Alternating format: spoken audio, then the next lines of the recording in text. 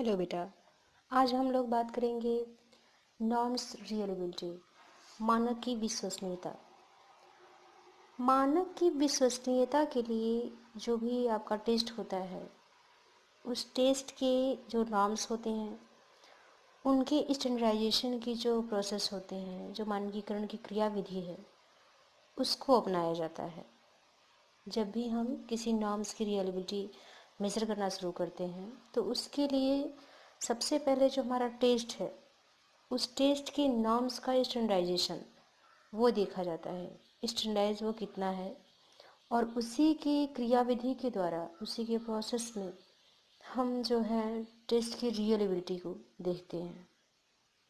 तो यहाँ जो नॉर्म्स है, जब भी हम उसकी स्थापना करते हैं, नॉर्म्स बनाते हैं, तो वहाँ कोई अगर परीक्षण है और उसका जो मानकीकरण की प्रक्रिया है, उसका ये पहला चरण है कि हम जो टेस्ट बना रहे हैं, उसको या टेस्ट हमने डेवलप किया कर रखा है, तो टेस्ट की जो आपकी मानकीकरण की क्रियाविधि है, उसके अनुसार हम देखना शुरू करते हैं। यानी कि कहने का अर्थ है कि जब भी हम स्टैंडर्डाइजेशन करते हैं किसी टेस्ट का, तो उसके अंतर्गत परीक्षण से संबंधित जो आवश्यकता होती है हमको, जो भी हमारा टेस्ट है जो मैंने एडमिनिस्ट्रेट कर दिया है, उससे संबंधित जिसकी हमें आवश्यकता होती है, चाहे एज नॉर्म्स हो, ग्रेड नॉर्म्स हो, परसेंटाइल नॉर्म्स हो, या स्टैंडर्डाइज आपका स्कोरिंग हो, तो इन सब का हम निर्धारण पहले कर लेते हैं। जिस भी टेस्ट को हम एडमिनिस्ट्रेट किए हैं, उसके नॉर्म्स का पहले हमको जो परीक्षण है उससे संबंधित हमको जिसकी आवश्यकता होती है, वैसे मानक का हमको निर्धारण करना पड़ता है। कहने का अर्थ है कि मानकीकरण की जो प्रक्रिया है, जिसके द्वारा हम मानकीकरण करते हैं, स्टैंडर्डाइज करते हैं, उस प्रोसेस में कोई एक परीक्षण के लिए मानकों के एक सेट का निर्माण किया जाता है। एक बार फिर से यहाँ पर ध्यान दीजिएगा। जब भी हम स्टैंडर्डाइजेशन की प्रोसेस को देखते हैं, तो उसके द्वारा एक परीक्षण के लिए जो मानक होते हैं, मानकों के एक सेट का निर्माण किया जाता है। एक हम उसका सेट बनाएंगे। मानकीकरण की जो प्रक्रिया है, इसका कुछ विशिष्टता होती है। उसका कुछ विशेष अंग होता है जिसके द्वारा हम स्टैंडर्डाइज करते हैं। तो यहाँ पहला है आपका इसमें परीक्षण की हम कैसे स्कोरिंग कर रहे हैं स्टैंडर्डाइजेशन के लिए, यानी फलांकन का मानकीकरण। जो हमारा स्कोर आ रहा है, स्कोर को कैसे हम काउंट कर रहे हैं और स्कोरिंग कैसे कर रहे हैं, उसका कैसे स्टैंडर्डाइजेशन है, पहले उसको देखा जाता है। तो यहाँ जब भी हम कोई परीक्षण जिसके लिए बनाया जाता है, या जिस विशेषता या योग्यता के लिए बनाया गया है, वह परीक्षण उसी का मेजरमेंट कर रहा है। यानी वह परीक्षण जिसको हमने बनाया है, जिसके लिए बनाया है, वह उसी विशेषता का अगर मेजरमेंट कर रहा है, तो उस विशेषता का या उस योग्यता का जिसके लिए उसे बनाया गया है, वह उसका कितना वैज्ञानिक ढंग से, कितना शुद्ध ढंग से, कितना विश्वसनीय ढंग से मेजर कर रहा है, यह इस बात पर निर्भर करता है कि परीक्षण के फलांकन की विधि क्या है। जिस परीक्षण को जिसके लिए बनाया गया है, जिस योग्यता के मेजरमेंट के लिए बनाया गया है, जिस एबिलिटी को मेजर वो कर रहा है, वो जिसके लिए बनाया गया, वो उसका कितना वस्तुनिष्ठ तरीके से, कितना वैज्ञानिक तरीके से, कितनी शुद्धता से वो मेजर कर रहा है, यह इस बात पर निर्भर करता है कि परीक्षण के फलांकन की जो विधि है वो क्या है, हमने किस विधि के द्वारा स्कोरिंग की है। टेस्ट एडमिनिस्ट्रेट करोगे आप, तो टेस्ट एडमिनिस्ट्रेशन के बाद जो स्कोरिंग होती है, वो स्कोरिंग कैसे की गई है, वो इसी पर डिपेंड करेगा आपका कि आपने स्कोरिंग कैसे की।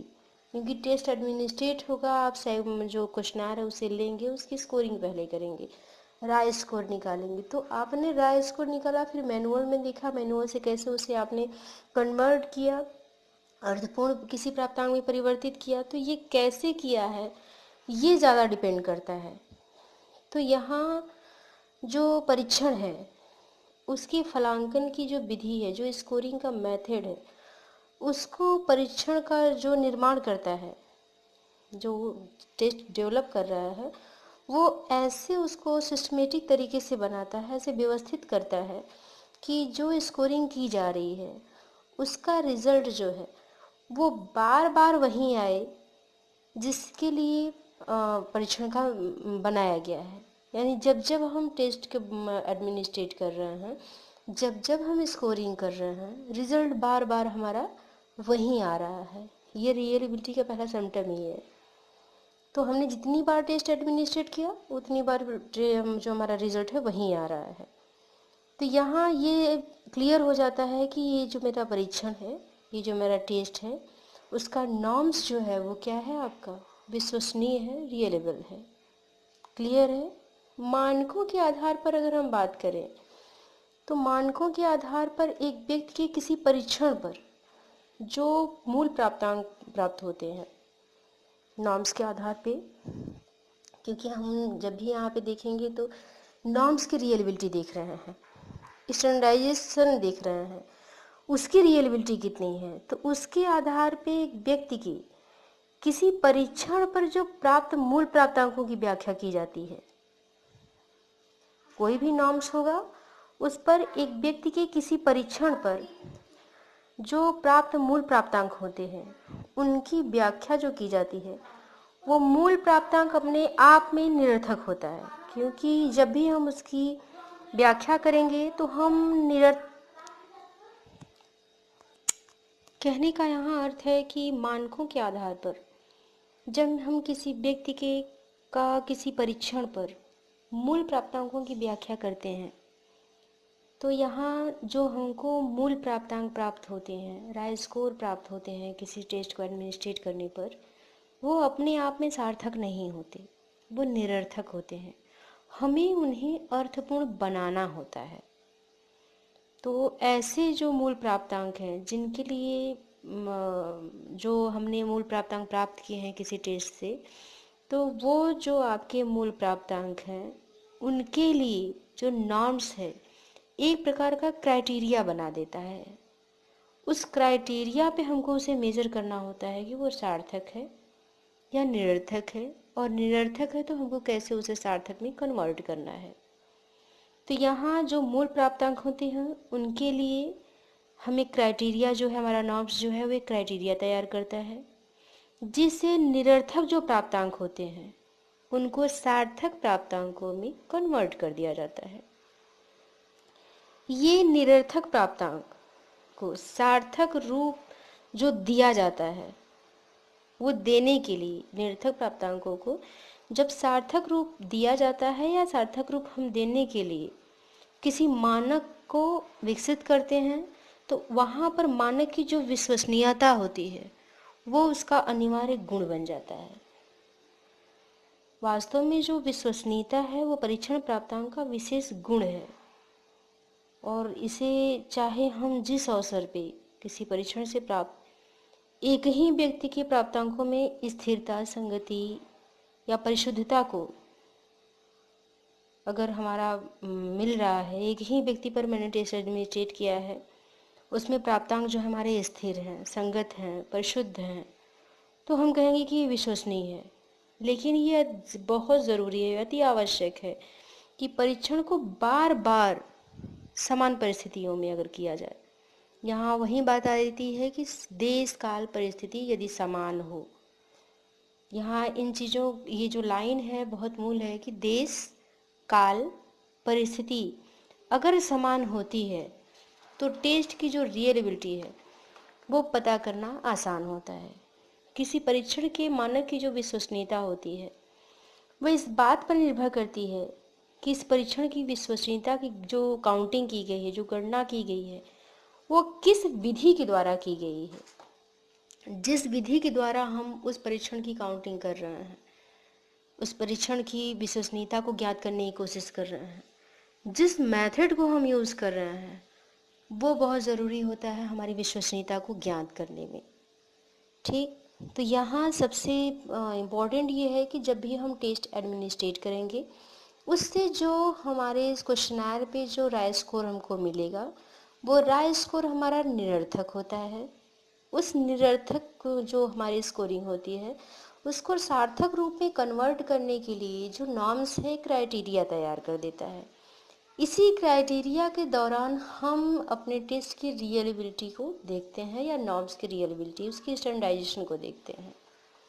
यदि देश काल परिस्थिति समान है, यदि देश काल परिस्थिति समान है, तो उस समान परिस्थिति में हम जब टेस्ट एडमिनिस्ट्रेट करेंगे, तो हमारे नॉर्म्स के अकॉर्डिंग जिसका हम जिस एबिलिटी का मेजरमेंट कर रहे हैं, रिजल्ट हमारा वही आएगा, बार बार वही आएगा, क्योंकि शुद्धता से मेजरमेंट किया जा रहा है और देशकाल परिस्थिति समान है। तो उस टेस्ट की जो नॉर्म्स है, उसकी रियलिटी अपने आप शो हो जाती है। पता चल जाता है कि ये जो मैंने टेस्ट एडमिनिस्ट्रेट किया था, ये स्टैंडर्डाइज है और इसकी विश्वसनीयता अधिकतम है। हम लोगों ने नॉर्म्स की रियलेबिलिटी की बात की। नॉर्म्स कैसे रियलेबल होगा, कैसे उसे हम जानेंगे कि नॉर्म्स मेरा स्टैंडर्डाइज है, विश्वसनीय है। ये विश्वसनीयता क्या होती है, ये भी जानना हमारे लिए बहुत ज़रूरी है। What is रियलेबिलिटी? रियलेबिलिटी जो है वो एक कहें तो टेक्निक है, एक क्राइटेरिया है किसी भी टेस्ट की। कहने का मतलब है कि विश्वसनीयता जो है, उसका अर्थ है विश्वास करना। हम किसी परीक्षण पर कहाँ तक विश्वास कर पा रहे हैं। कहने का अर्थ है कि रियलेबिलिटी जो है वो हमें एक ही रिजल्ट बार बार दे, तो हम ये मान लेते हैं कि हमारा जो परीक्षण है वो विश्वसनीय है। It means reliability refers to the consistency of scores obtained by the same person when re-examined with the some test or different with different set or equivalent item. The terms reliability refers to the extent to which a test in internally consistent and the extent to which it is held consistent result to on testing and retesting. हम जितनी बार test कर रहे हैं, यानी किसी परीक्षण की विश्वसनीयता का मतलब है एक ही समूह के व्यक्तियों द्वारा विभिन्न अवसरों पर, समूह हमारा एक ही हो और अलग अलग अवसरों पे, या समतुल्य पदों के द्वारा जो दूसरे परीक्षण है उस पर प्राप्त जो अंक हैं, जो स्कोरिंग है, उसमें अगर इक्वलिटी हो, संगति है, तो वो मेरा टेस्ट जो है वो रियलेबल होगा। यानी किसी परीक्षण की विश्वसनीयता इस बात पर निर्भर करती है कि उस परीक्षण में आंतरिक संगति कितनी है, और उस परीक्षण की बार बार प्रयोग करने से जो हमारे रिजल्ट मिल रहे हैं, जो परिणाम प्राप्त हो रहे हैं, उन परिणामों में कितनी संगति है। तो यहाँ किसी भी परीक्षण को किसी व्यक्ति या समूह पर जब हम बार बार एडमिनिस्ट्रेट करते हैं, हम मतलब परीक्षणकर्ता, हम बार बार परीक्षणकर्ता द्वारा बार बार एडमिनिस्ट्रेट किया जाता है, प्रशासित किया जाता है, लेकिन उनके जो प्राप्तांक होते हैं, जो उनकी स्कोरिंग होती है, उसमें निश्चितता पाई जाए, तो वैसे परीक्षण को विश्वसनीय कहा जाएगा। अगर हम सैद्धांतिक रूप से बात करें, ये तो बात सामान्य रूप से हो गई कि विश्वसनीयता होती क्या है, लेकिन अगर हम इसका सिद्धांत देखें तो सैद्धांतिक रूप से विश्वसनीयता को निरीक्षित प्राप्तांक, यानी जिस जो स्कोर है मैंने उसको ऑब्जर्व करके लिया, निरीक्षित प्राप्तांक और सत्य प्राप्तांकों के बीच, ये इसकी थ्योरेटिकल डेफिनेशन कही जाएगी कि विश्वसनीयता को निरीक्षित प्राप्तांकों और सत्य प्राप्तांकों के बीच अंतरों का मापक समझा जाता है। अब आप कहेंगे निरीक्षित प्राप्तांक क्या है? तो निरीक्षित प्राप्तांक वह प्राप्तांक होता है जिसे सब्जेक्ट से वास्तविक रूप से प्राप्त किया जाता है। जो हमारा प्रयोज्य है, जो सब्जेक्ट है, उससे हम वास्तविक रूप से प्राप्त करते हैं, तो वो होता है हमारा निरीक्षित ऑब्जर्वेशनल स्कोर। क्लियर है? अब कहेंगे सत्य प्राप्तांक क्या होता है। तो सत्य प्राप्तांक वैसा प्राप्तांक है जो सैद्धांतिक हो, सिद्धांत के द्वारा प्राप्त किया जाए, जिसे जो हमारा सब्जेक्ट है परीक्षण पर प्राप्त करना चाहिए था, उसने कहाँ तक स्कोर किया, ये जो है हमारा सत्य प्राप्तांक है। कहने का अर्थ है कि निरीक्षित प्राप्तांक वैसा प्राप्तांक निरीक्षित प्राप्तांक वैसा प्राप्तांक है जो वास्तव में प्रयोज्य पाता है। ठीक। सत्य प्राप्तांक वह प्राप्तांक है जो ये बताता है कि हमारे प्रयोज्य को, हमारे सब्जेक्ट को किसी परीक्षण पर, किसी टेस्ट पर कितना प्राप्त करना चाहिए था, वो हमारा सत्य प्राप्तांक होगा।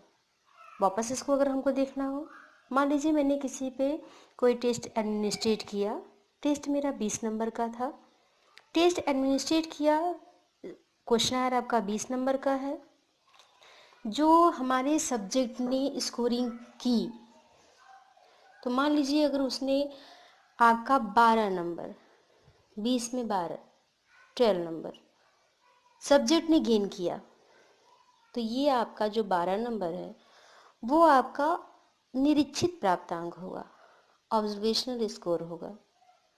सत्य प्राप्तांक कितना होना चाहिए था?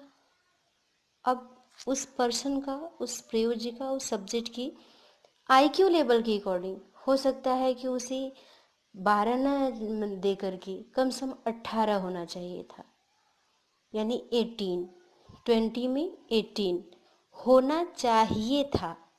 तो ये आपका ट्रू हो गया, ट्रू स्कोर, सत्य प्राप्तांक। 18 होना चाहिए लेकिन वो पाया कितना? 12। तो 12 आपका निरीक्षित प्राप्तांक हो गया, 18 आपका सत्य प्राप्तांक हो गया। क्लियर हो रहा है अभी? तो यहाँ जो प्राप्त करना चाहिए था वही आपका हो जाता है सत्य प्राप्तांक। अगर मापन में, मेजरमेंट में किसी प्रकार की गलती न हो तो सत्य प्राप्तांक के अनुसार ही निरीक्षित प्राप्तांकों के जो हैं वो भी आधार जान लिए जाते हैं। यानी जो भी हमारा अगर टेस्ट हम एडमिनिस्ट्रेट कर रहे हैं, बाय द वे इसमें कुछ गलतियां हो जाती हैं, गलती हर किसी से होती है। तो यहाँ सपोज दैट अगर कोई गलती हो गई एक मेजरमेंट की टाइम, जिस समय हम टेस्ट एडमिनिस्ट्रेट कर रहे हैं और मेजरमेंट कर रहे हैं, उस समय अगर कोई गलती हो जा रही है तो हम सत्य प्राप्तांकों और निरीक्षित प्राप्तांकों के बीच जो डिफरेंसेस है उसे क्लियर नहीं कर पाएंगे।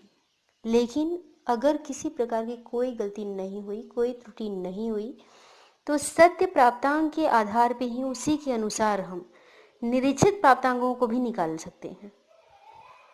क्लियर है?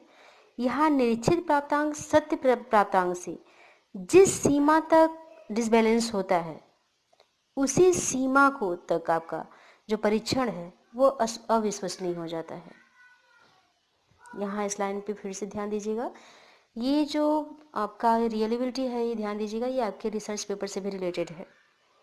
तो यहाँ जो निरीक्षित प्राप्तांक है सत्य प्राप्तांक से जिस सीमा तक, सपोज दैट मैंने कोई टेस्ट एडमिनिस्ट्रेट किया, टेस्ट एडमिनिस्ट्रेशन के बाद जो मुझे ऑब्जर्वेशनल स्कोर मिले उसे मैंने ट्रू स्कोर पे, उसका जो बेस तो वही है, तो उस ट्रू स्कोर के बेस पे मैंने उसे देखना शुरू किया।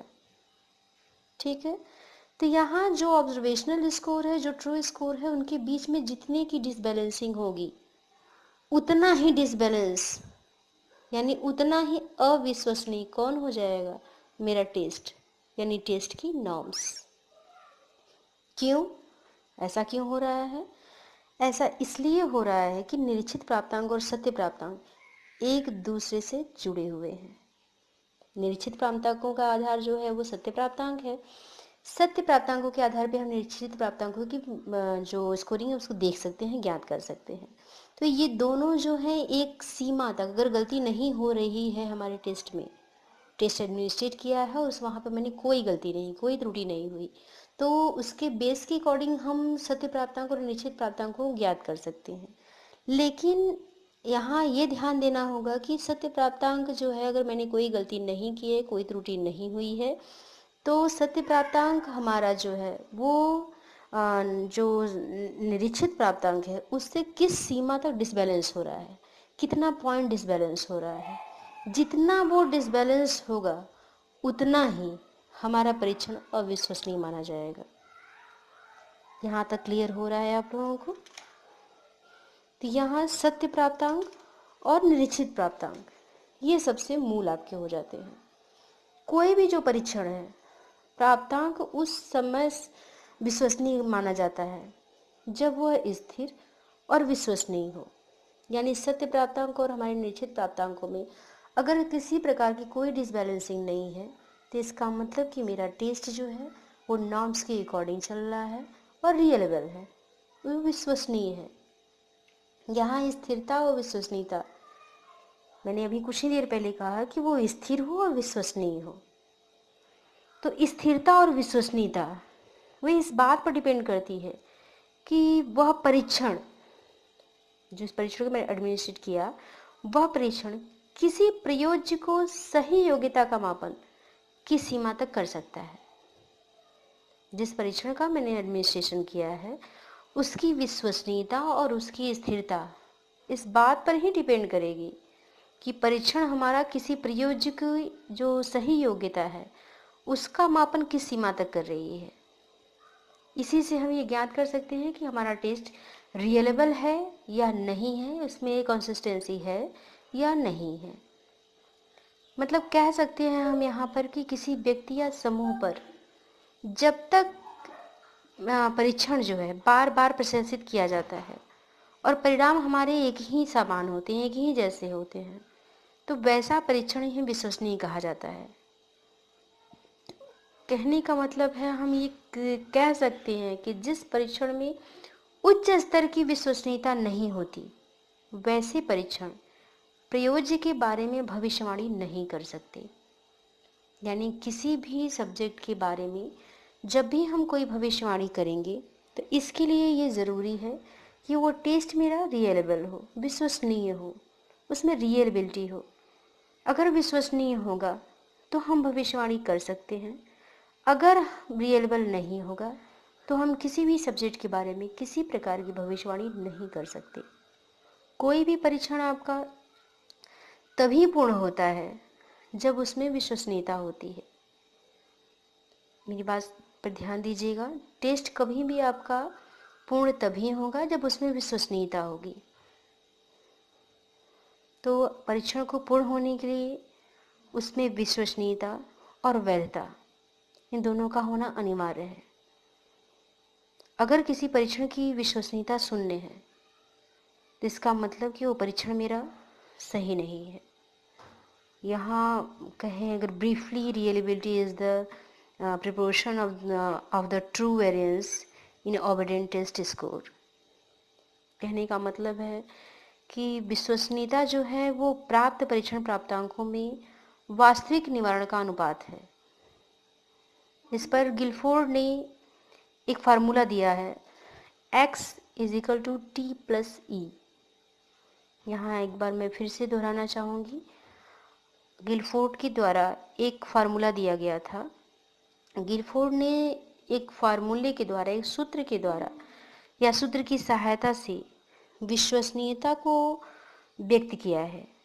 उनके अनुसार जो परीक्षण है उसमें जो प्राप्त प्राप्तांक हैं, सत्य प्राप्तांक हैं व त्रुटि प्राप्तांक हैं, उनका मिश्रण होता है। तो उन्होंने इस फार्मूले में दिया था X = T + E। यहाँ जो X है वो इंडिकेट करता है ओबीडेंट स्कोर, प्राप्त प्राप्तांक, मीन्स X बराबर प्राप्त प्राप्तांक। यहाँ T ट्रू स्कोर, मतलब T बराबर सत्य प्राप्तांक प्लस कैपिटल ई बराबर एरर स्कोर, यानी कैपिटल ई बराबर त्रुटि प्राप्तांक। इसी को गिलफोर्ड ने लिखा capital X is equal to T plus E, capital T plus capital E, यानी एक्स प्राप्तांक बराबर सत्य प्राप्तांक प्लस त्रुटि प्राप्तांक। इस सूत्र के द्वारा, इस फार्मूले के द्वारा किसी भी परीक्षण की विश्वसनीयता को व्यक्त किया जा सकता है, ऐसा गिलफोर्ड ने माना है। वैसे जो हमारी विश्वसनीयता है उसे ज्ञात करने की कई विधियां हैं, मेथड ऑफ डिटरमिनिंग रिलायबिलिटी। तो उसे ज्ञात अगर हम करना चाहें तो इसकी कई मेथड हैं, जिसमें आपकी जो विश्वसनीयता ज्ञात करने की विधियां हैं वो मुख्य रूप से दो प्रकार की हैं, सापेक्षिक विधि और निरपेक्ष विधि। इन दो विधियों के द्वारा जो विश्वसनीयता है उसे ज्ञात किया जा सकता है। तो यहाँ जो विश्वसनीयता ज्ञात करने की आपकी सापेक्षिक विधि है उसमें विश्वसनीयता को सहसंबंध गुणांक के द्वारा, कोरिलेशनल जो मेथड होते हैं उसके द्वारा व्यक्त किया जाता है, जिसे विश्वसनीयता गुणांक भी कहते हैं। ठीक है, यहाँ विश्वसनीयता ज्ञात करने की कई विधियां हैं। इसमें आपकी विश्वसनीयता गुणांक में जो है उसमें विश्वसनीयता ज्ञात करने की 4 विधियां बताई गई हैं। ये 4 विधियां आपकी हैं परीक्षण पुनर्परीक्षण, समानांतर प्रारूप विधि, अर्धविच्छेद प्रारूप विधि, युक्तिपरक समानता विधि। ठीक है, तो यहाँ ये जो आपकी 4 विधियां हैं, परीक्षण पुनर्परीक्षण, समानांतर प्रारूप, अर्धविच्छेद प्रारूप, युक्तिपरक समानता, ये जो विधियां हैं आपकी, ये आंतरिक, इनको अगर हम बात करें तो इनके द्वारा विश्वसनीयता गुणांक को अलग अलग तरीके से ज्ञात किया जा सकता है। इसमें जो आपकी युक्तिपरक समानता विधि है उसमें आंतरिक संगति गुणांक को के नाम से भी इसको जाना जाता है। तो विश्वसनीयता गुणांक से ये पता चलता है कि किसी समूह पर, विश्वसनीयता गुणांक ही मेरा बता सकता है कि किसी समूह पर जब हम बार बार किसी परीक्षण को प्रशासित करते हैं तो उसके व्यक्तियों की सापेक्षिक जो स्थिति है उसमें कितनी संगति है या कितनी स्थिरता है, इस बात का पता चलता है। ठीक है, तो यहाँ विश्वसनीयता गुणांक हमें बता सकता है कि किसी टेस्ट को हम बार बार एडमिनिस्ट्रेट कर रहे हैं तो एडमिनिस्ट्रेशन से उसके व्यक्तियों की जो सापेक्षिक स्थिति है वो कितनी है, उसमें कितनी संगति है, उसमें कितना स्थायित्व है, ये हमको अगर जानना है तो विश्वसनीयता गुणांक विधि के द्वारा ही जाना जा सकता है।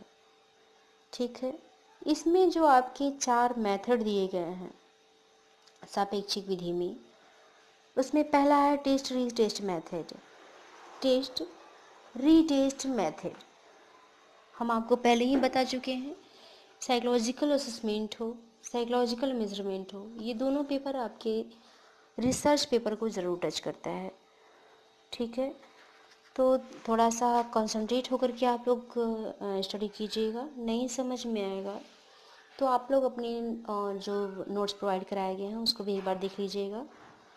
तो बात करते हैं हम टेस्ट और रीटेस्ट मेथड की, क्योंकि जब भी हम किसी नॉर्म्स की रियलिबिलिटी मेज़र करेंगे तो हम किसी न किसी मेथड को ज़रूर यूज़ करेंगे जिसके द्वारा हम टेस्ट की रियलिबिलिटी या उसकी वैलिडिटी को ज्ञात कर पाएँ। तो यहाँ वैलिडिटी तो हम लोगों को अभी मेज़र नहीं करना है, बात है सिर्फ हम लोगों की टेस्ट की रियलिबिलिटी की। तो रियलिबिलिटी के जितने भी मेथड्स हैं जिसके द्वारा हम किसी टेस्ट के नॉर्म्स को, उसके स्टैंडर्डाइजेशन को अगर हम मेज़र कर सकते हैं, उसकी रियलिबिलिटी मेज़र कर सकते हैं, रियलिबिलिटी निकाल सकते हैं, तो कैसे निकालना है, किन के मेथड से हम निकाल सकते हैं, ये ही इसी पर हम लोगों की चर्चा हो रही है। तो यहाँ पहला है आप लोगों का test retest method. Test retest जो आपका ये मेथड है, परीक्षण पुनर्परीक्षण विधि, उसमें एक व्यक्ति या एक समूह, या तो एक व्यक्ति होगा या एक समूह होगा, उस पर एक ही परीक्षण को अलग अलग समय पर एडमिनिस्ट्रेट कर दिया जाता है। यहाँ फिर से ध्यान दीजिएगा, टेस्ट रीटेस्ट जो मेथड है उसमें किसी एक व्यक्ति पर, यानी कभी भी हम टेस्ट एडमिनिस्ट्रेट करेंगे तो या तो ग्रुप टेस्ट एडमिनिस्ट्रेट करेंगे, या इंडिविजुअल डिफरेंसेस निकाले होंगे तो हम पर्सनली किसी सब्जेक्ट पे टेस्ट को एडमिनिस्ट्रेशन करेंगे।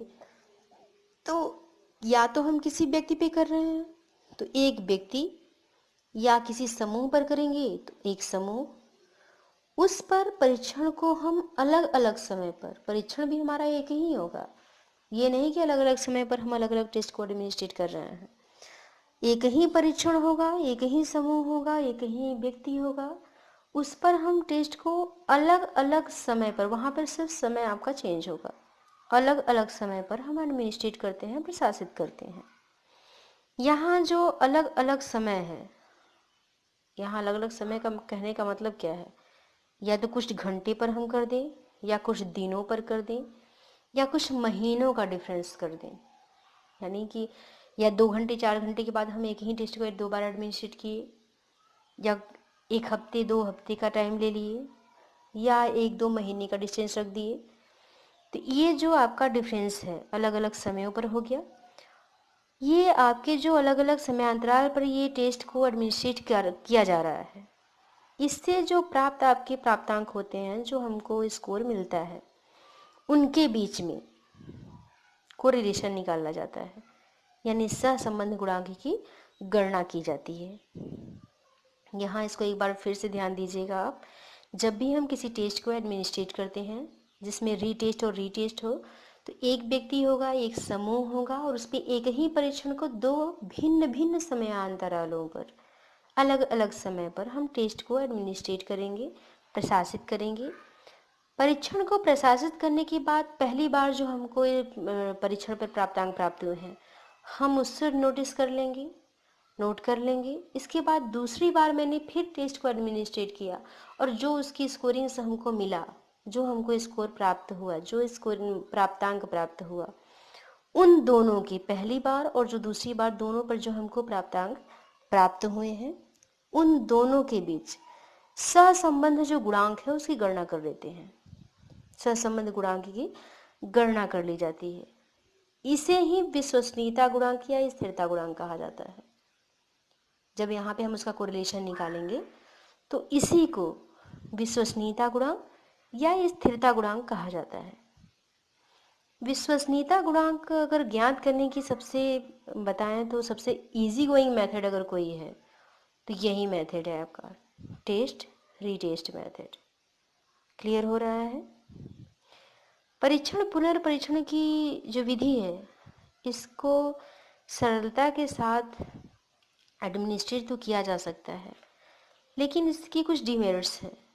आपको पता ही है कि कोई भी ये टेस्ट होगा उसके कुछ अगर लाभ हैं तो हानियाँ ज़रूर होती हैं। तो यहाँ भी उसके कुछ दोष हैं, उसकी कुछ लिमिटेशन है। ये क्या लिमिटेशन हो सकती हैं ये जानना ज़रूरी है, क्योंकि टेस्ट को हम जब भी प्रशासित करेंगे तो जो भिन्न भिन्न समयांतरालों की बात की गई है, वहाँ भिन्न भिन्न समयांतरालों पर व्यक्ति का जो मानसिक स्थिति है वो भी परिवर्तित हो सकती है, क्योंकि ह्यूमन नेचर चेंजेबल है, एवरी मोमेंट पर्सन चेंज हो जा रहा है मूड।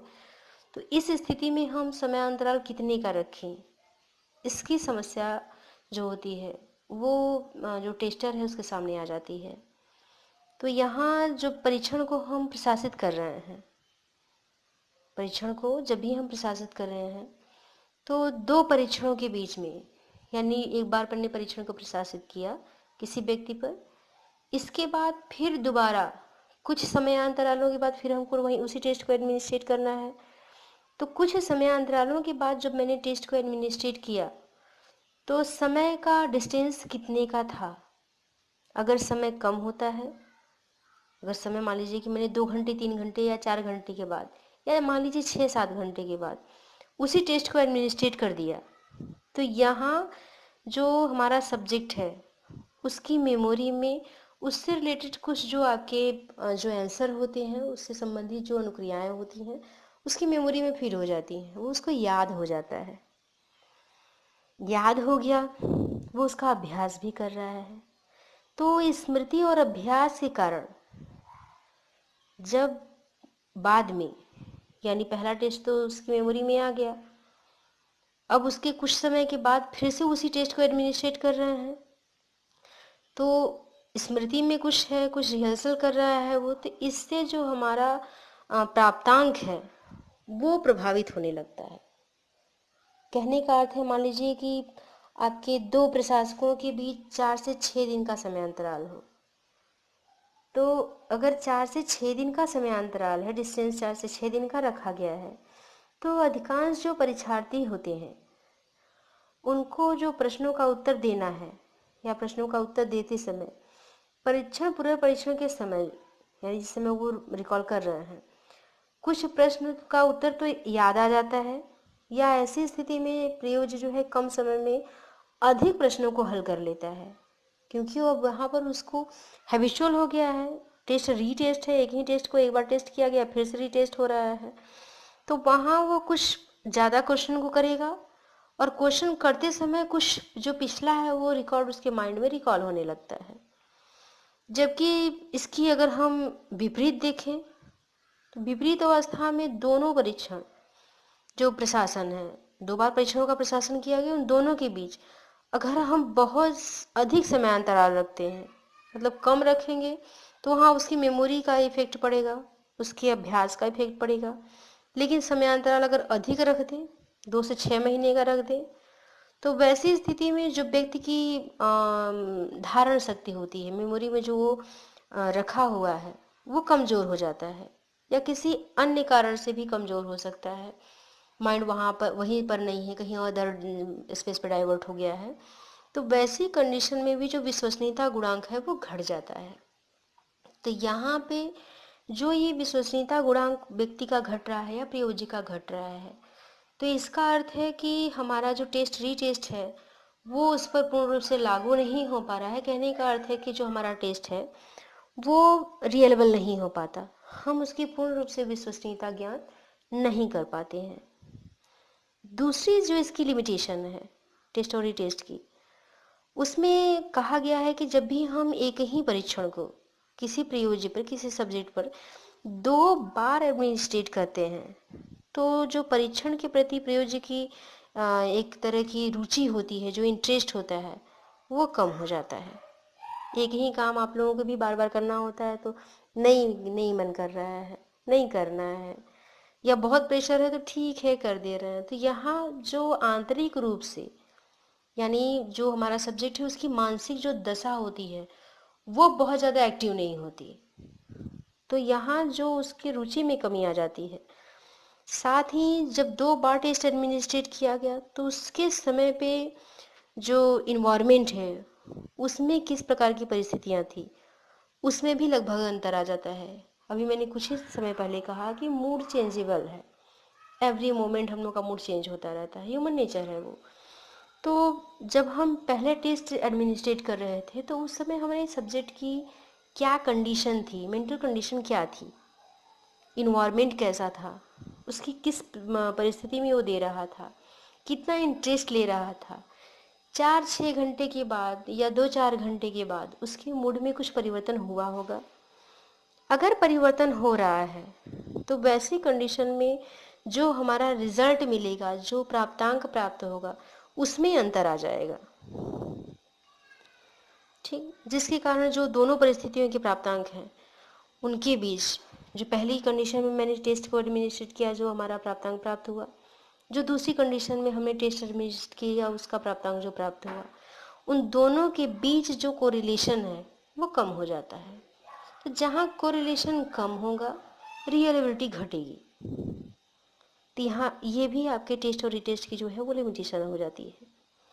या ये इस विधि में जो आपका टेस्ट रिटेस्ट मेथड है, इसमें एक ही परीक्षण को चूँकि 2 बार प्रशासित किया जाएगा, 2 बार 2 समयांतराल पे, तो कहने का अर्थ है कि इसमें समय आपका अधिक जाता है, और टेस्ट वही अच्छा माना गया है जिसमें कि आपका कम समय और कम धन व्यय हो।